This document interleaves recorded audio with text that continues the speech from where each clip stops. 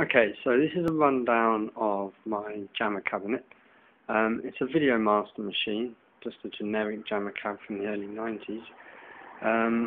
Now, I'd not come across one with this colour scheme on before when I saw it on eBay, so I sort of paid slightly over the odds and thought, yeah, I've never seen one like this before. You often see the sort of burgundy gold one, but not a red and blue one. So I did the buy it now, and I got it back.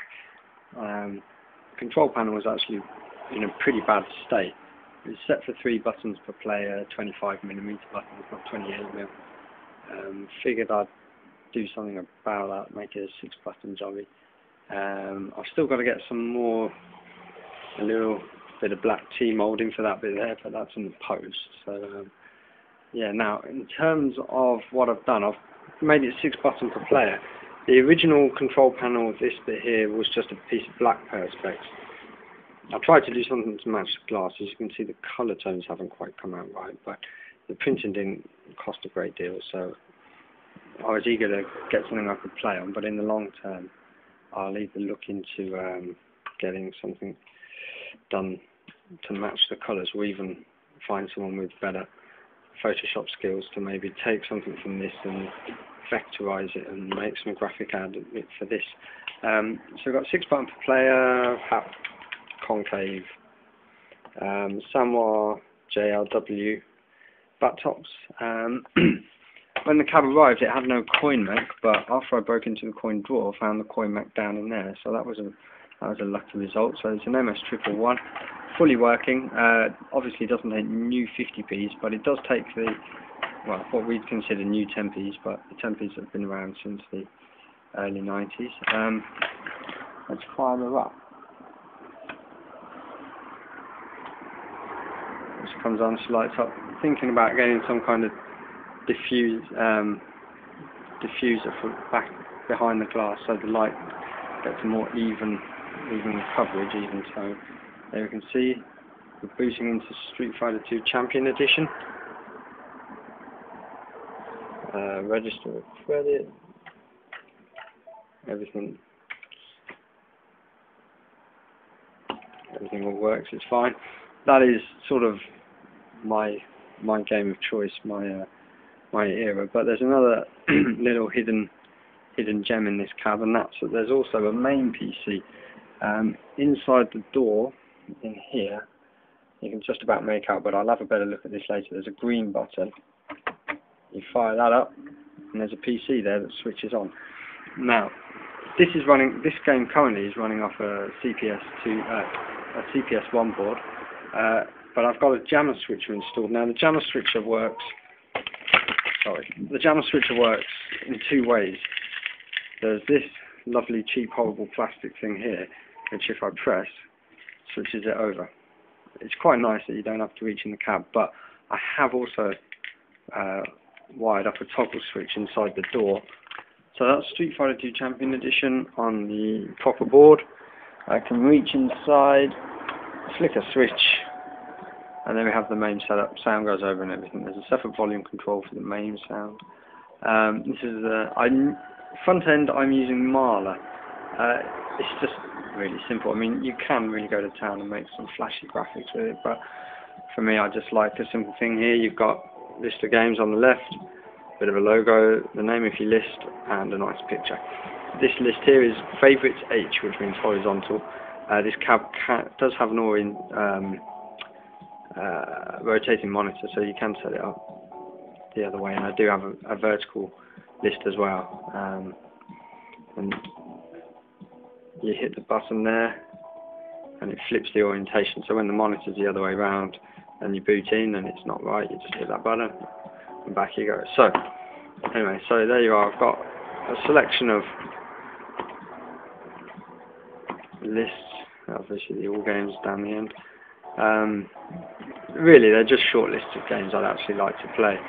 Obviously, there's a lot of Street Fighter games, beat 'em ups, action, and then just them all lumped in together in one thing if you just want to flick through.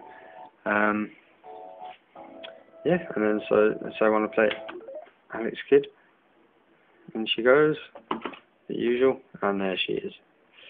And then if I want to quit, I have to hit player 1 and player 2 together, which of course when you're holding the camera is not easy. So yeah, that's that. And then if I want to just turn that off, go to exit, shut down, PC shuts down, you don't even know there's a PC in the cab when you flip back over to Street Fighter 2. Okay, so here's the cab in the vertical orientation of the monitor. There's a list of favourite vertical games. Obviously all the other lists are accessible, but they're a mishmash of horizontal and vertical games. But you see this is all nice collection of vertical games with screenshots. They're all sort of 1, 2, 3 button games, you know, the usual stuff. Okay, let's have a look inside the back then. Got the lamp out, so we should hopefully be able to see a bit better. There's the CPS 1, Street Fighter 2 board. Down here, underneath there, you've got a 1-slot MVS as well. The missus is very partial to Puzzle Bobble. That's a bootleg cartridge, but it's not plugged into the JAMMA harness at the moment, but it's fully working and I can swap it over should and when I feel like it. Up here is the fantastic Hunter X MTC 900. Mixed opinions, but as far as this one goes, it's great. Really nice, sharp, crisp picture. No complaints whatsoever. The tube's in pretty good nick too. There's a tiny bit of screen bound from Golden Key 2, which was the original game. Well, not the original, but the game that was in the cab when I got it. I think it had just been sat on a free play for a long time. Anyway, there's the power supply. That's all fine. Behind here, underneath this here, that's your J-Pack. That's where I get all my computer interfacing sorted. There's the computer's power supply. It's quite an old motherboard, a very early P4.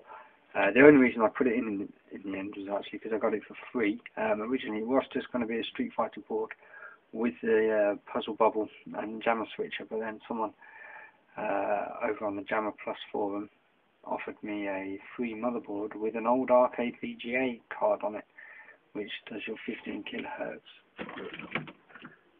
for arcade monitor. So that's the. Sorry, let me just get this rounded. There you go. That's the very old arcade VGA, one of the first ones I believe, but it works a charm, so I'm not complaining at all. It's fantastic. Here is the JAMMA switcher. This is from JAMMAboards.com. They're over in the States, but I ordered it on a Monday, and I think by the Thursday it arrived, so really good service there. Yeah, there's your JAMMA connector, and then these two extenders here, these are the extenders, they go off to the one's to the J-Pack, the other to Street Fighter. That's a CD drive. Despite disabling it from the BIOS, the computer still won't switch on unless the CD drive plugged in. It's quite an old computer. There's the hard drive. Up here, there's your volume control for the main computer. That green button switches the computer on, and can you just make out, let me move the lamp a bit, I don't know if that's any better, you can make out a little toggle switch under that green button. That's the analog switcher for the JAMMA switcher as opposed to using the remote control. And here's the cat coming to pester me, wondering what I'm doing, looking to climb inside the arcade machine and electrocute himself. Right. And oh god, there's underneath the control panel, relatively tidy. I've seen worse, but I've seen better as well. Wow, let's just say I was quite keen to put this together. It's been a long time sitting doing nothing, so it's a slightly hurried job there, but never mind.